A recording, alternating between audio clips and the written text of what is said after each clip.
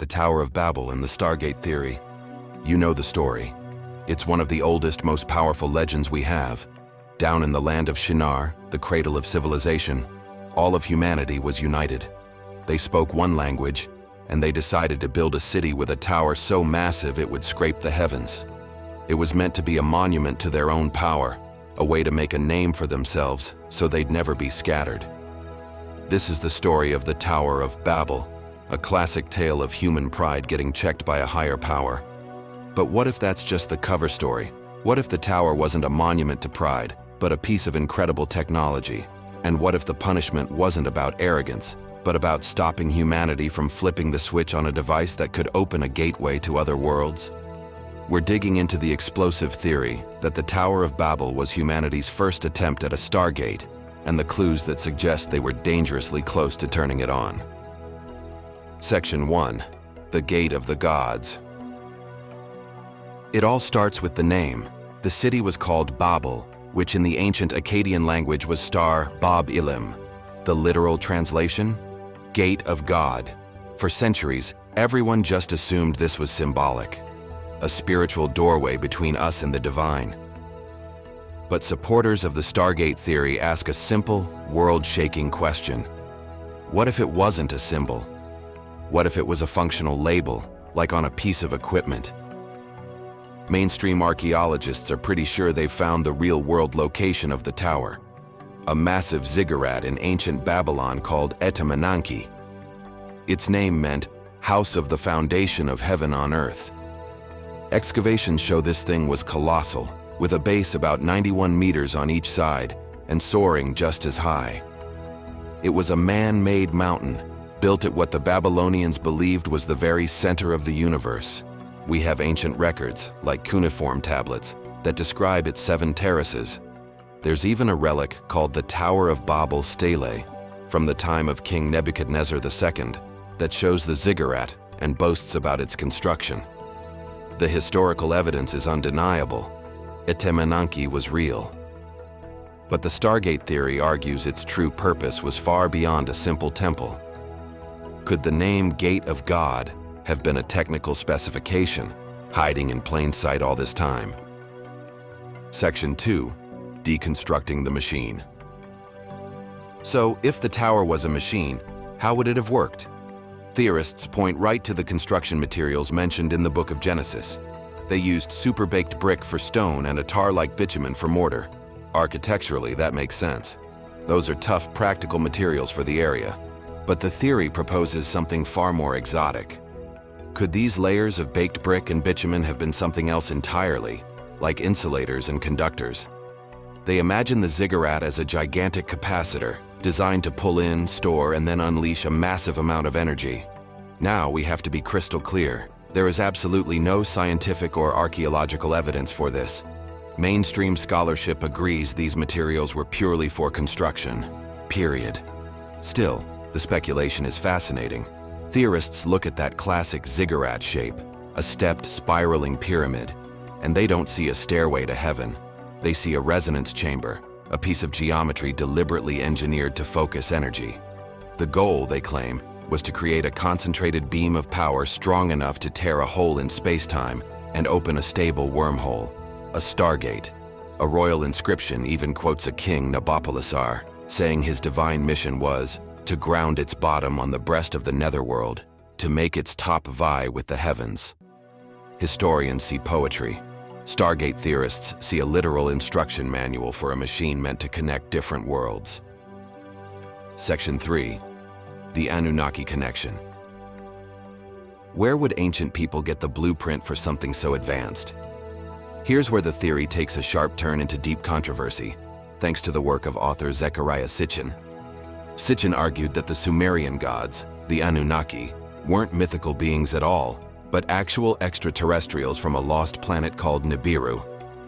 Let's get this out of the way right now. Sitchin's work is overwhelmingly rejected by mainstream scientists, historians, and linguists. Experts who've checked his work point to major mistranslations of ancient texts and completely flawed scientific reasoning. In the academic world, his ideas are considered pure pseudoscience. But despite that total lack of scholarly support, Sitchin's ideas are the engine of the stargate theory. In his version of history, the Anunnaki engineered humans as a workforce to mine gold. While doing so, they shared bits and pieces of their own technology. In this light, the Tower of Babel was either a project built for the Anunnaki, maybe a landing beacon or a transport hub, or it was humanity's attempt to reverse engineer the tech of the gods. It wasn't about pride. It was about the students trying to build their own gateway to follow their masters home or seize their power. Section 4. The catastrophe, a system failure. This takes us to the dramatic climax of the story, the confusion of tongues. The Bible says God saw what humanity was up to, came down, and scrambled their language so they couldn't work together anymore, forcing them to scatter across the earth. It's written as a direct divine act. The Stargate theory, however, offers a technological explanation. What if the confusion of tongues wasn't a miracle, but a meltdown? Proponents wonder if, as the machine powered up, it created some kind of uncontrolled energy field that had a catastrophic effect on the human brain. They suggest these fields might have directly interfered with the brain's language centers, causing a mass-scale cognitive disaster. This is, of course, entirely speculative and is not supported by any historical, archaeological, or neuroscientific evidence whatsoever. In this telling, the event at Babel wasn't a punishment, but an industrial accident on a cosmic scale. The voice of God might have been the deafening sound of a machine overloading. The scattering of humanity wasn't a divine order, but a panicked evacuation from a high-tech disaster zone. The project wasn't stopped by an angry God. It was abandoned because the machine broke, and it broke the minds of its creators. Section 5. A global network of portals. If our ancestors could build one of these devices, why stop there? This is where the theory goes global, connecting the Tower of Babel to a possible worldwide network of ancient high-tech. Theorists point to other massive, mysterious structures, the Great Pyramids of Giza, Stonehenge in England, Teotihuacan in Mexico, you name it. They highlight the precise mathematical and astronomical alignments and similar building methods found at these sites, suggesting they all came from a shared global blueprint.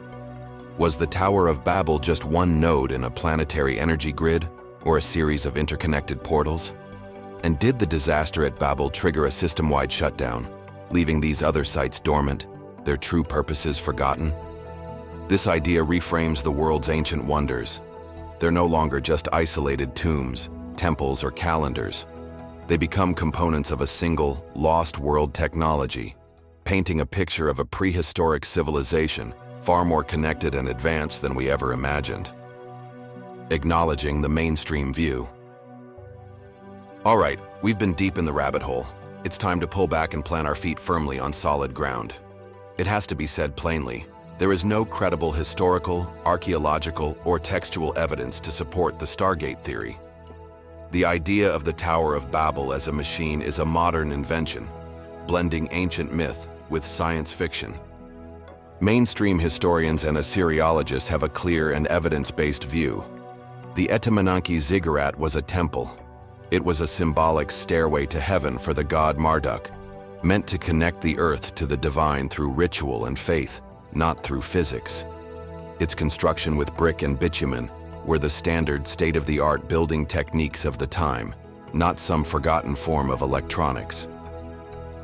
Cuneiform tablets, including the Tower of Babel stele, describe it as a grand religious and political project, and most scholars see the story in Genesis as a powerful origin myth, likely written by the Hebrews during their Babylonian exile.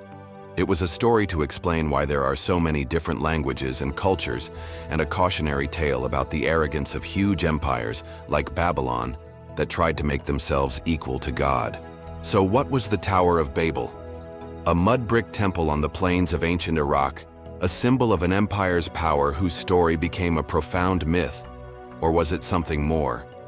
A machine of incredible power, a gateway to the stars, whose catastrophic failure changed human history forever.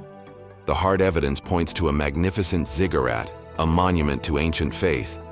And yet, the Stargate theory refuses to die, tapping into our fascination with lost technologies and the idea that our ancestors knew far more than we think.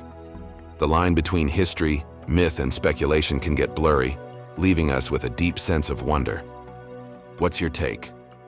Was the Tower of Babel a staircase to God or a gateway to the stars? Let us know your thoughts in the comments below. And if you enjoyed this trip into forbidden history, be sure to hit that like button, subscribe, and ring the bell for more deep dives into the world's greatest mysteries.